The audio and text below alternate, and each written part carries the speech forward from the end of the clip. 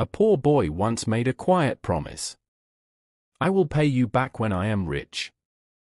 At the time, it sounded like the kind of thing children said when they had nothing else to offer. No money. No certainty. Just words, spoken into the air and carried away by hope.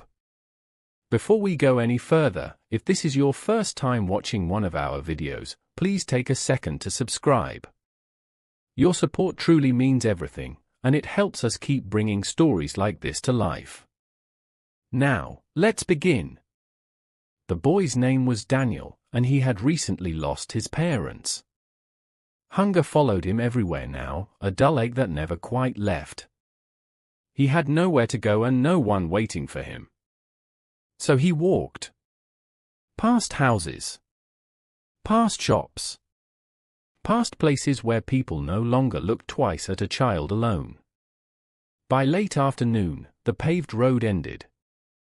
The tires' marks faded into dirt, and the land opened up into wide, quiet fields. At the far edge of the county sat a small farm. Not large, not impressive. Just enough land to keep one person busy from dawn until dark. The farm belonged to Mabel Hart. She had worked it alone for years. The fences leaned where posts had sunk into soft earth. The shed roof sagged in the middle, held together by repairs done more times than she could count.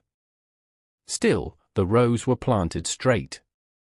The soil stayed alive because she refused to let it die. That afternoon, while hauling a bucket from the pump, Mabel noticed movement near the trees. It wasn't the quick dart of an animal. It was slower. Hesitant. Uncertain. She set the bucket down and waited. A boy stepped into view. He couldn't have been more than 10. His arms were thin and hung loosely at his sides. His shirt was stiff with dried sweat. His shoes were cracked so badly at the edges that parts of the sole had begun to peel away. When he saw her, he didn't run. He just stood there, eyes darting, as if he expected to be chased. "What are you doing on my land?" Mabel asked. "I'm not stealing," he said quickly. "I just got lost." She studied him. The dirt under his nails. The way his lips had lost their color. Hunger showed itself in small ways, especially to people who had known it before. "What's your name?" she asked. "Daniel." "Where are you coming from?" He pointed back toward the road. "Anywhere but there." Mabel didn't press him. Instead, she told him to sit on the porch while she finished her work. When she returned, she placed a plate in front of him. Beans. Cornbread. Nothing fancy.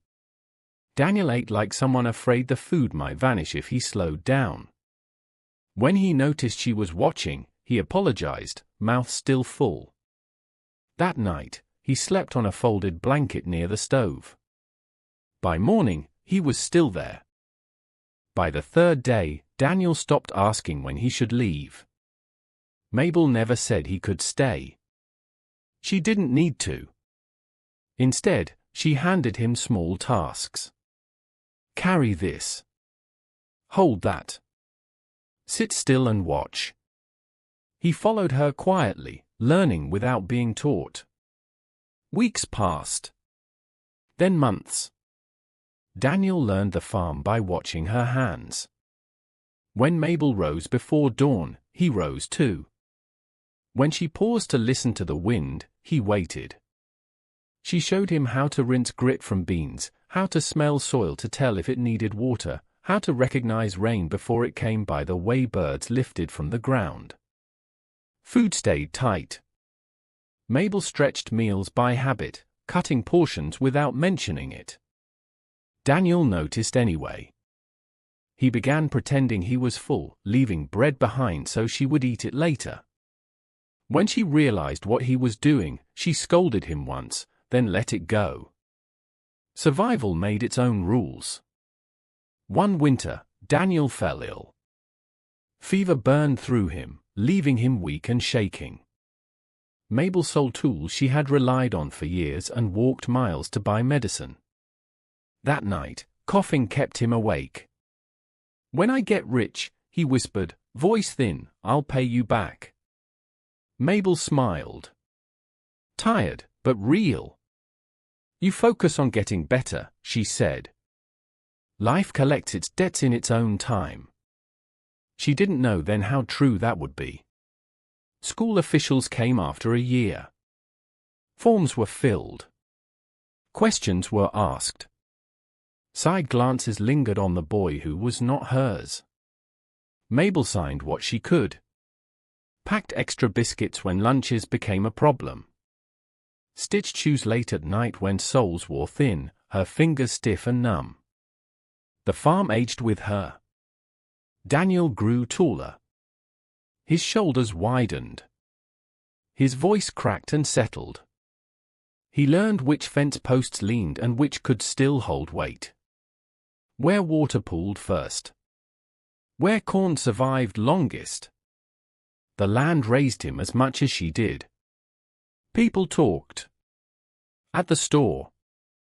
At church. Some called her kind. Others called her foolish. No one offered help. Mabel kept working. When Daniel turned 15, a black sedan rolled slowly down the dirt road and stopped at the gate. A man stepped out. His posture was rigid. His hair was silvered at the temples. His eyes were sharp and searching. Daniel went still. "That's my grandfather," he said. The conversation stayed on the porch. Legal words filled the air. Custody. Missed years. A life Daniel was supposed to have lived somewhere else. Mabel listened without interrupting. When Daniel looked at her, fear clear on his face, she nodded. "You go," she said. "You don't waste a chance meant for you." He hugged her tightly, arms shaking. "I won't forget," he said. "I promise." She pressed a folded note into his hand. Her name. The farm's address. Just in case. After he left, silence settled heavy. Mabel worked longer. Her back bent deeper. By her late 60s, trucks began arriving more often. Men in clean boots offered numbers that sounded generous but felt wrong. She refused every one. Inspectors followed. Clipboards. Tapping boards. Circling the barn. Letters arrived. Non-compliant. Unsafe. Then a court notice. The eviction date sat circled in red. She stared at it for a long time, then closed the book. The enforcement convoy arrived late morning. County trucks. A flatbed. A white van. Engines idled as dust settled over the crops. Mabel stood near the porch, hands clasped low, watching. The deputy read from the papers without looking up. Procedure. Court order. Language designed to sound final. They moved quickly. Too quickly. Furniture dragged out. Boxes dumped. A framed photo slipped and cracked against the dirt. No one picked it up. Neighbors gathered near the road. Some whispered. No one crossed the fence. When they carried out the mattress, something gave way in Mabel's body. Her knees hit the ground hard. Tears came loud and uncontrolled. Then the sound cut through everything. A helicopter descended over the far field, flattening crops as it landed. Dust exploded outward. Silence followed. A man stepped out. Early 40s. Calm posture. Dark jacket. "What's going on here?" he asked. "County matter," the inspector said quickly. The man's eyes moved to Mabel. He crouched near her. What's your name? Mabel Hart. He inhaled sharply. It's Daniel. The world shifted. He helped her to her feet, then turned to the officials. Phones came out. Documents were pulled up. Forged signatures. Invalid filings. Criminal errors. The eviction was frozen. The trucks shut down. Daniel stayed. Auditors arrived days later. Charges followed. Deals collapsed.